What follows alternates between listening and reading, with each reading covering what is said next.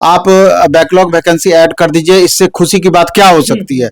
वैकेंसियां बढ़ जाएगी, cut off कम जाएगा, मैक्सिमम छात्रों का उत्थान हो पाएगा। लेकिन इनके बातों पर भरोसा नहीं होता। अक्टूबर चला जाएगा टीआरई 3.0। अब जैसा बताया जा रहा है कि अगर सीटेट को सीरियसली, सीटेट के मामले में क्या करती है आयोग, टीआरई 4 जिनको देना है तो उनका एक अलग तनाव है कि एस्टेट का रिजल्ट कब आए। कि अगर लगता है कि मिनिमम क्वालिफाइंग मार्क्स से 2 4 5 नंबर भी अगर आपको ज्यादा है तो आराम से आप टीआरई 4 का तैयारी स्टार्ट कर लीजिए, क्योंकि गारंटी तो इस बात की जरूर है कि टीआरई 4 आएगी ही आएगी। कम से कम वेरिफिकेशन प्रोसेस में बदलाव करना चाहिए था। 1 कैंडिडेट 1 रिजल्ट वाली बातों को मुखर होकर के लागू करना चाहिए था, जिससे कि हजारों अभ्यर्थी को कम से कम राहत महसूस हो पाए। आपके हिसाब से सीटेट वाले के साथ क्या करना चाहिए? नहीं, क्या करना चाहिए ये तो कोर्ट तय करेगी। मेरे ख्याल से तो सीटेट का कोई इशू ही यहाँ पर नहीं आनी। क्वालिफिकेशन फिक्स करने का अधिकार राज्य सरकार को नहीं है। आप वेतन भत्ता पेंशन को फिक्स आप कर सकते हैं।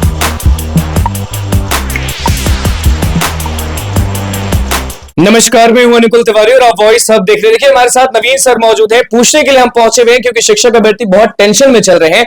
जेटेट और सीटेट का मामला जो फंस गया कोर्ट में, उसको लेकर टीआरई 1, टीआरई 2, टीआरई 3 में शिक्षक अभ्यर्थी बहुत कंफ्यूजन में। उनको लग रहा है कि टीआरई 3.0 के रिजल्ट में गड़बड़ियां हो जाएंगी, कुछ ना कुछ फंस जाएगा, देर हो जाएगा। नवीन सर, ये जो सीटेट वाला मामला फंसा है, जेटेट वाला मामला फंसा है, उससे 1, 2, 3 में कितना प्रभाव पड़ेगा और शिक्षक अभ्यर्थी टेंशन में क्यों?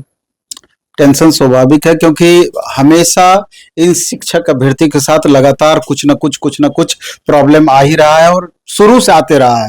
आप टीआरई 1 से देख लीजिए, टीआरई 2 देख लीजिए, टीआरई 3 देख लीजिए, ऐसा उलझा हुआ मामला हमेशा कुछ न कुछ आता है कि मानसिक परेशानी हमेशा छात्रों को बनी रहती है। और ये ऐसे छात्र हैं शिक्षक अभ्यर्थी कि इतनी परेशानी को झेलते हुए भी अपना बेस्ट देने का हमेशा से प्रयास किए हैं। तो मेरा कहना यह है कि अभी जो नया इशू आया है कि अब उसको लेकर के अब सीटेट का इशू है, तो अब बिहार का मामला और झारखंड का मामला दोनों एक अलग मामला है। अब बिहार के संदर्भ में देखेंगे 15 अक्टूबर तक अभी स्टे लगा दिया है कि 15 अक्टूबर को अब नेक्स्ट हियरिंग होगा सुप्रीम कोर्ट के द्वारा। तो क्या जरूरत पड़ी है बीटेट अभ्यर्थी को पड़ी कि इसमें जाकर के इस तरह का ऑब्जेक्शन लगाई या कोर्ट में गए इस मामले को लेकर के?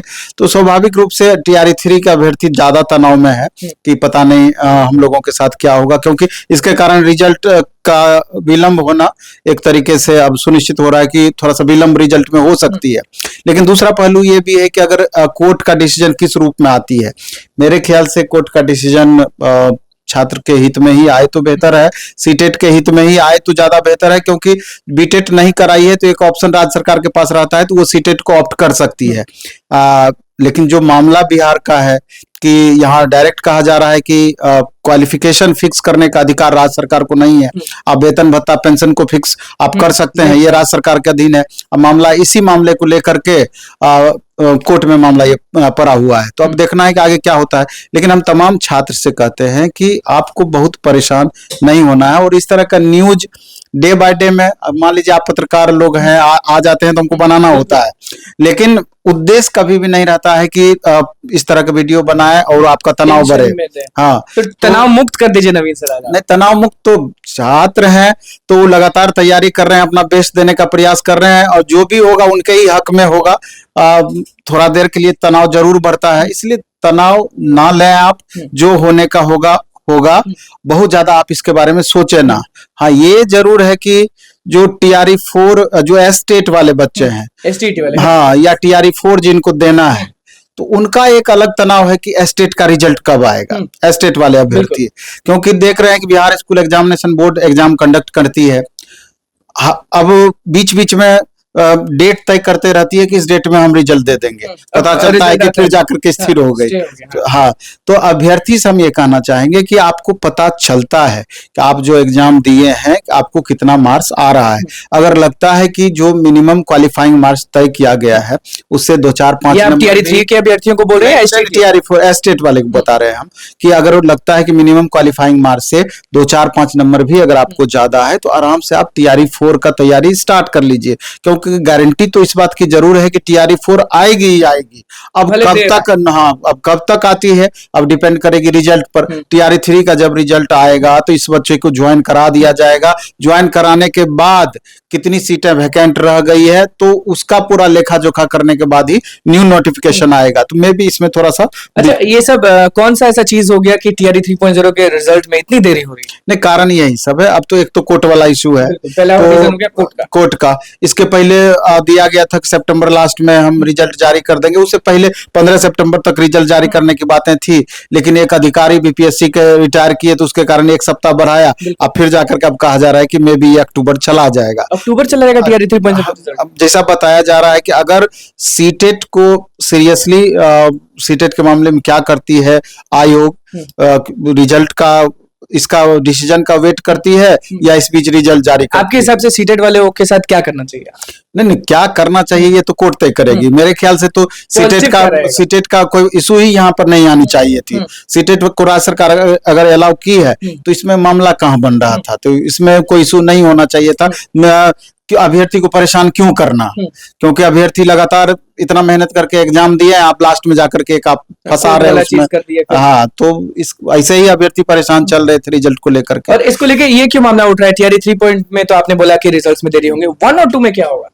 नहीं नहीं, जैसे अगर राज्य सरकार के विरोध में ये डिसीजन जाता है तब एक बार सरकार सोचने को मजबूर हो जाएगी कि आखिर जो टीआरई 1 में रिजल्ट दिया गया सीटेट के अभ्यर्थी का, टीआरई 2 में दिया गया रिजल्ट सीटेट के अभ्यर्थी का, तो वहां पर क्या करना है। तो जिस हिसाब से आप देखें कि बीएड वाले अभ्यर्थी को टीआरई 1 जिस समय छठे चरण की बहाली हुई थी अभी तक उसके साथ छेड़छाड़ नहीं किया गया है। तो यहाँ पर भी अगर विपरीत परिस्थितियां आती है तो राज्य सरकार कुछ ना कुछ उपाय करेगी, लेकिन इन अभ्यर्थियों को तनाव लेने की जरूरत नहीं है। जो भी टेंशन में चलते हैं कि हमारे साथ ये हो जाएगा, नहीं, जो भी होगा बेहतर ही होगा। इसलिए जो जॉब कर रहे हैं आप करते रहिए, कोई दिक्कत। जो शिक्षक बन चुके हैं वो शिक्षक हाँ बिल्कुल। लेकिन यही है कि हम राज्य सरकार से को ये करना चाहिए था कि कम से कम वेरिफिकेशन प्रोसेस में बदलाव करना चाहिए था। 1 कैंडिडेट 1 रिजल्ट वाली बातों को मुखर होकर के लागू करना चाहिए था, जिससे कि हजारों अभ्यर्थी को कम से कम राहत महसूस हो पाए, जो कि दिख नहीं रहा है कि पता नहीं क्या करेंगे। ये जो डिमांड कर रहे हैं वो तो टीआरई 3.0 के रिजल्ट से पहले डीवी हो जाना चाहिए, 100% होना चाहिए, क्योंकि इससे 15-17 हजार वैकेंसी खाली इसी के कारण प्रभावित होगी। 1 कैंडिडेट 1 रिजल्ट तो एक अलग इशू है। 17,000 के अलावा ये 1 कैंडिडेट 1 रिजल्ट है। बिल्कुल बिल्कुल, लगभग 35% वैकेंसी हमेशा से फंसती रही है। आप टीआरई 1 देख लीजिए, 1,70,000 वैकेंसी, मात्र 95,000 बच्चे अभ्यर्थी बहाल हुए हैं। टीआरई 2 देख लीजिए, 40 से 45 हजार वैकेंसियां खाली रह गई। वही स्थिति टीआरई 3 में। आपने वो फॉर्म के बारे में बोला था जो लेटर जारी किया गया था और उसमें एकदम सारे स्टूडेंट्स हाँ में हाँ मिला दिया। आपने जो बोला कि ये बिहार है, जब तक हो ना जाए तब तक भरोसा नहीं। अब तक उस लेटर का कुछ अता पता नहीं और कैलकुलेशन नहीं। बात हम इसलिए बोले थे, अरे आप बैकलॉग वैकेंसी ऐड कर दीजिए, इससे खुशी की बात क्या हो सकती है। वैकेंसियां बढ़ जाएगी, कट ऑफ कम जाएगा, मैक्सिमम छात्रों का उत्थान हो पाएगा। लेकिन इनके बातों पर भरोसा नहीं होता है, क्योंकि इतनी बार ये अपनी बातों को चेंज लगातार करते हैं। तो इसलिए हम बोले कि बीपीएससी जब इस चीज को या शिक्षा विभाग इंप्लीमेंट कर देगी तभी जाकर के हम समझेंगे कि हाँ अंतिम रूप से सत्य है, नहीं तो ये हवा में ही ये बातें अभी चल रही है। कट ऑफ तो आपका वही होगा, अभी भी उसी पर है। नहीं, वो तो सब तो जो है उसमें 1-2 नंबर का मार्जिन जा सकता है, क्योंकि मैक्सिमम स्टूडेंट का 2-3-4 नंबर से कमी आई है निश्चित रूप से, तो उस पर बहुत ज्यादा अभी आप डिमांड करते हैं कि डीवी हो जाना चाहिए टीआरई 3.0 रिजल्ट। 100% डीवी पहले हो जाए। 35,000 उससे फर्क पड़ेगा, 35 या 17,000 के लगभग सिर्फ इस वैकेंसी, हाँ इस प्रोसेस से पड़ेगा। बाकी 1 कैंडिडेट 1 रिजल्ट से दोनों मिला के लगभग 30 से 35% सीट पे प्रभाव पड़ेगा।